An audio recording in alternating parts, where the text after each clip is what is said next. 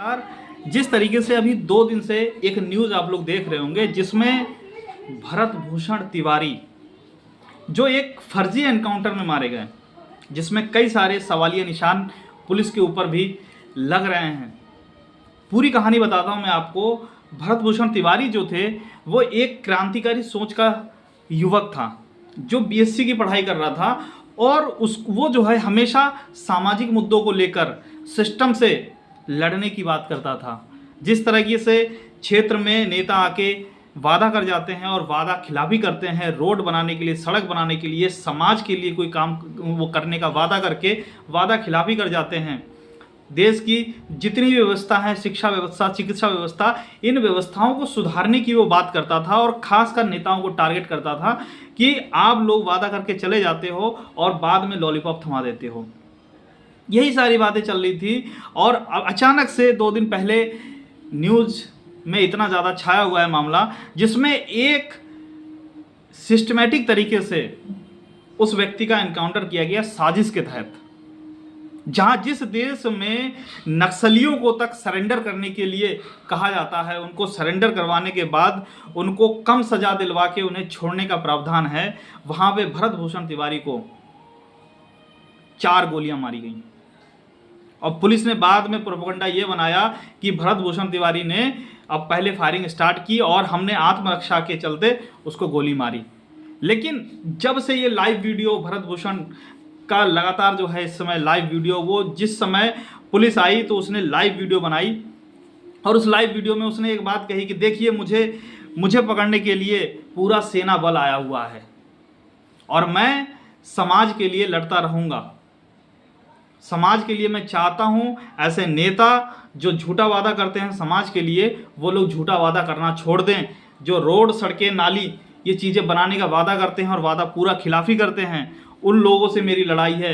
मुझे नहीं पता है कि मेरा आज इनकाउंटर कर दिया जाएगा या मैं ज़िंदा रहूँगा या नहीं रहूँगा, ये भी नहीं जानता। अगर मैं ज़िंदा रहूँगा तो मैं इसी तरह से आवाज़ उठाता रहूँगा, अगर मैं नहीं रहूँगा तो वो क्रांतिकारी की तरह लोग इस चीज़ को जानेंगे और मेरी सोच को आगे बढ़ाने का काम करेंगे। उस व्यक्ति के अंदर भगत सिंह की जैसी तेज और उस तेज था, भगत सिंह को वो मानने वाला व्यक्ति था और उसके पास देसी कट्टा था और उसने पुलिस के ऊपर ऐसे तानते हुए उसने कहा, ये सारी बातें कही और बाद में सरेंडर कर दिया। वो बंदूक उनकी पुलिस वालों की तरफ फेंक दिया कि मैं सरेंडर कर रहा हूँ।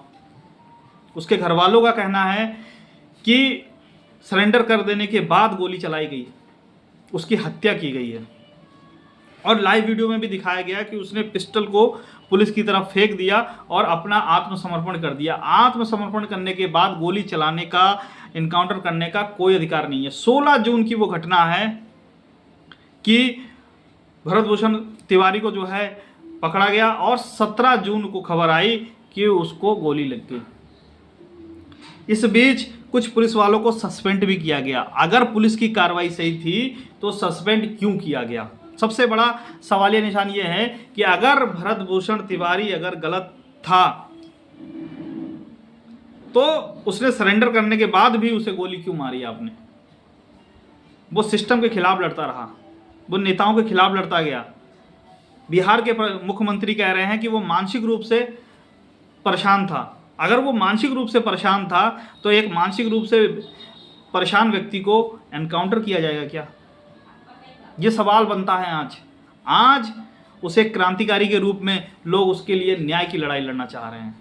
लोग उसके पक्ष में खड़े हुए हैं। उसका परिवार कह रहा है कि मेरा बेटा निर्दोष था, वो हमेशा समाज के लिए लड़ा, उसका कोई बैकग्राउंड ऐसा नहीं है, वो एक हिस्ट्री शीटर नहीं था, उसके नाम से कभी कोई एफआईआर नहीं है, उसका किसी ऐसे गैंग से उसका संपर्क नहीं रहा, ना उसके ऊपर कभी गुंडा एक्ट लगी, ना कभी उसके ऊपर कोई मुकदमा हुआ।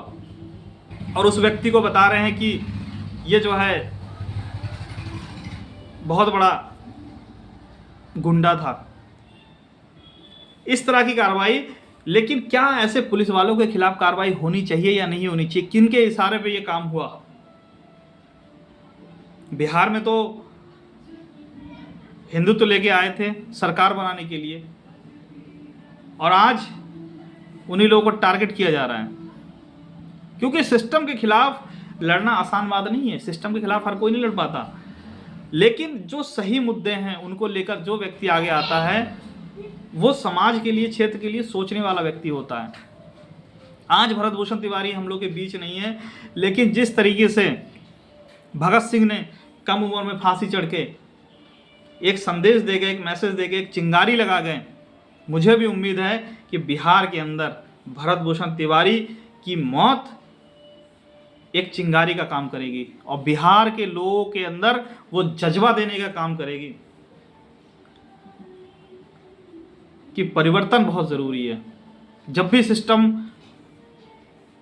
नेता अपने वादों से मुकरेंगे तब तब लोग भरत तिवारी को याद करेंगे। आप लोग क्या सोचते हैं, क्या ऐसा एनकाउंटर होना चाहिए देश में? फर्जी एनकाउंटर, बिल्कुल फर्जी एनकाउंटर। जो व्यक्ति आत्मसमर्पण कर रहा है उसके बाद उसे गोलियां मारी गई, लाइव वीडियो उसने बना के अपना आत्मसमर्पण किया था। आप लोग क्या सोचते हैं इस बारे में कमेंट करके ज़रूर बताएं। और भरत भूषण तिवारी के परिवार के साथ हम लोग खड़े हैं और भरत भूषण तिवारी के परिवार को न्याय मिलना चाहिए। जो भी लोग दोषी हैं उनके खिलाफ 302 की धारा में मुकदमा दर्ज होना चाहिए। 120B धारा में साजिश के तहत उनको मारा गया, उनके और संबंधित जितनी भी धाराएं हैं सारी धाराएं लगने के बाद इनको न्याय मिलना चाहिए उसके परिवार को तभी। और उसके परिवार की जितनी भी मांगे हैं वो पूरी होनी चाहिए। उसके परिवार को सरकारी नौकरी मिलनी चाहिए और जितनी भी मांगे हैं वो पूरी होनी चाहिए उनके परिवार की, क्योंकि ऐसे क्रांतिकारी लोग ही देश बदलने का काम करते हैं। और आज जिस तरीके से साजिशाना तरीके से भरत भूषण तिवारी को मारा गया बहुत ही निंदनीय है।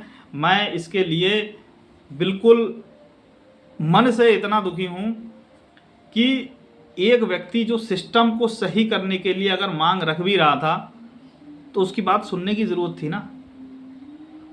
ना कि उसका फर्जी एनकाउंटर करके मार देने के लिए। आप एक भरत भूषण को मार सकते हैं, लेकिन उसके एक भरत भूषण के मारे जाने से सैकड़ों, हजारों, लाखों भरत भूषण बिहार में तैयार होंगे अब, और वो सिस्टम के खिलाफ हमेशा आवाज़ उठाएंगे। ये आपने ऐसा बीज बोया है ना जिसकी फसल आप अगले 5 साल बाद काट पाएंगे। और मुझे लगता है ये चिंगारी जो है बहुत दूर तक जाएगी, सिंहासन हिला देने वाली चिंगारी थी ये। देखते हैं क्या होता है, इसमें क्या कार्रवाई होती है, इंतज़ार करते हैं। आप लोग क्या सोचते हैं? आप लोग उसके परिवार के साथ खड़े रहिए और उनको सपोर्ट कीजिए। So thank you very much.